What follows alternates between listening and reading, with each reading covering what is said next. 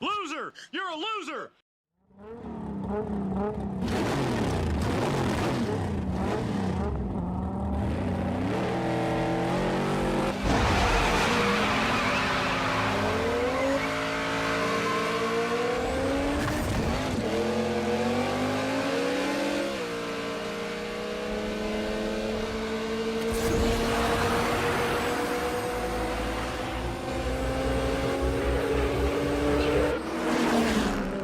You make me sick, you big baby!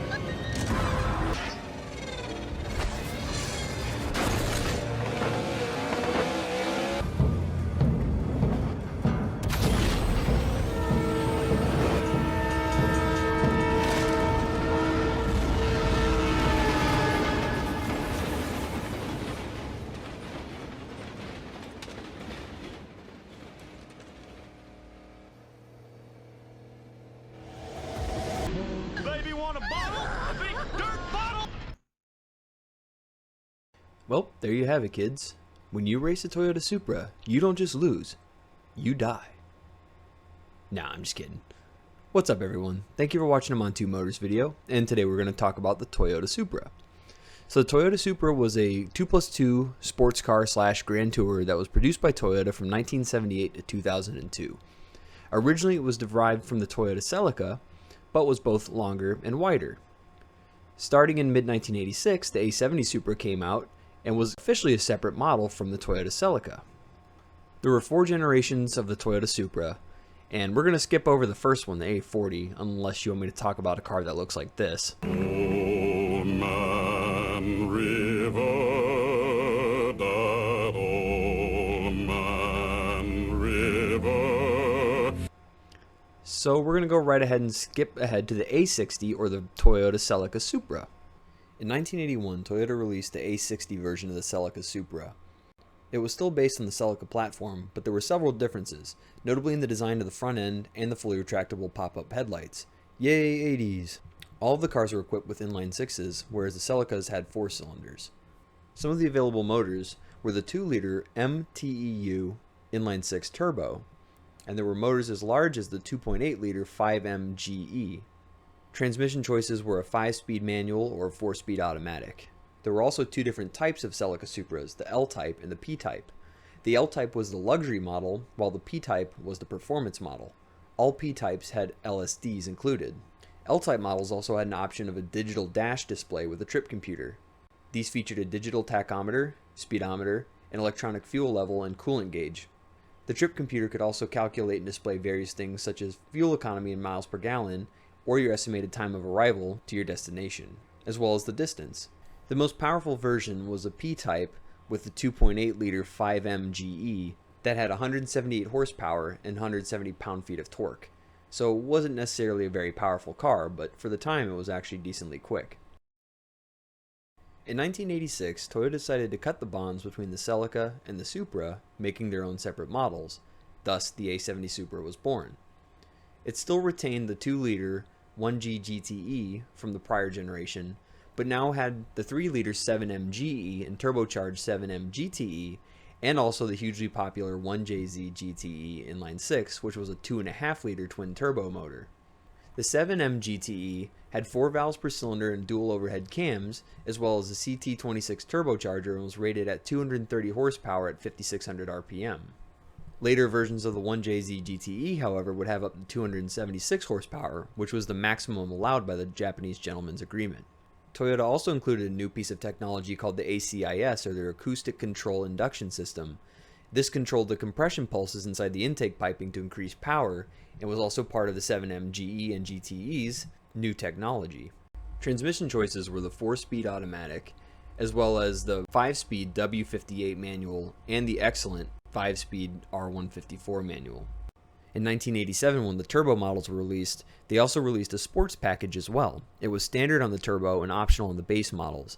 It included a limited slip differential, their TEMS system, or the Toyota electronically modulated suspension, and headlamp washers, as well as a new ABS system. 1992 also saw a few special models as well, such as the 1JZ GTE equipped JZA70, which was a Japan-only market model.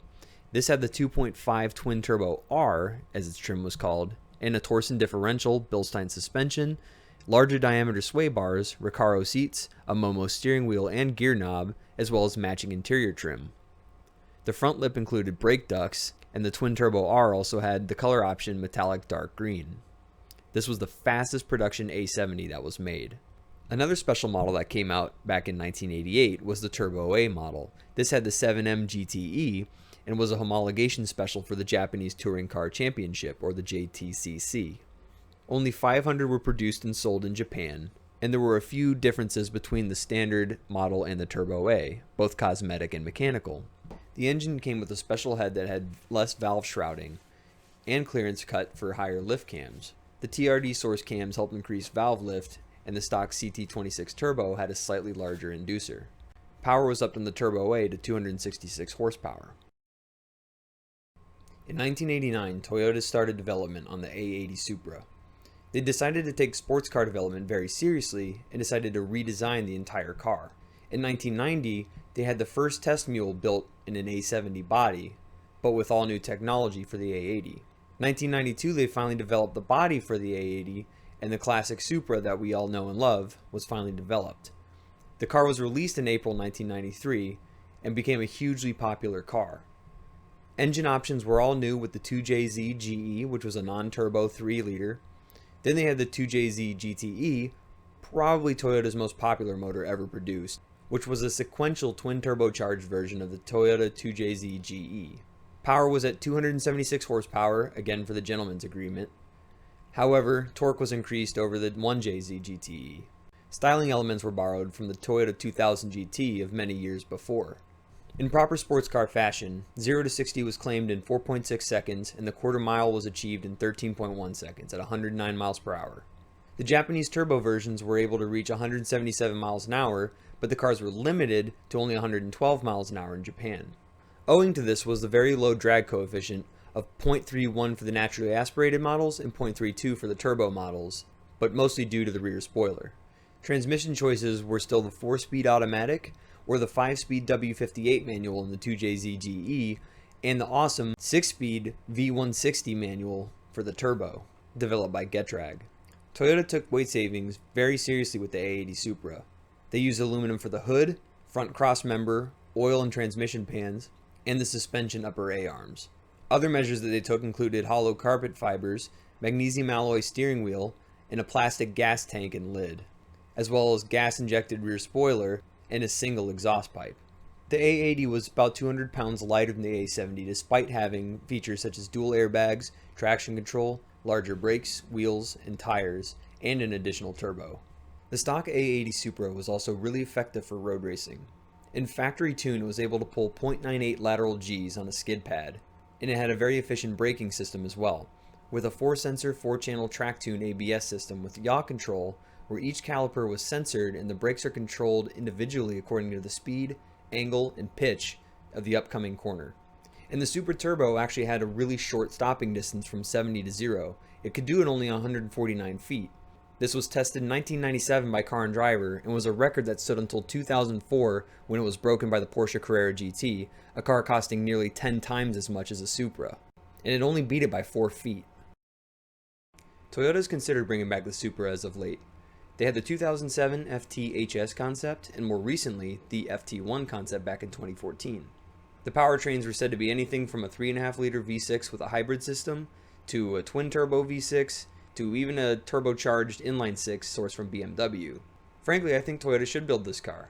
They need something fun in their lineup other than the GT86 FRS/BRZ, which frankly was kind of a disaster reliability-wise.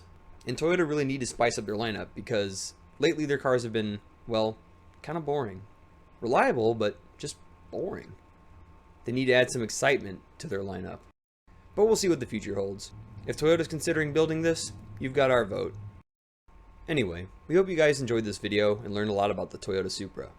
If you're considering importing a Supra through us, you can get anything up to the A70 currently, or up to a 1991, shortly to be 1992 production. The A80s unfortunately won't be available until 2018. So close yet so far. But stay tuned because as soon as those are available, we will be importing a whole bunch. Again, thanks for watching guys, and have a good one.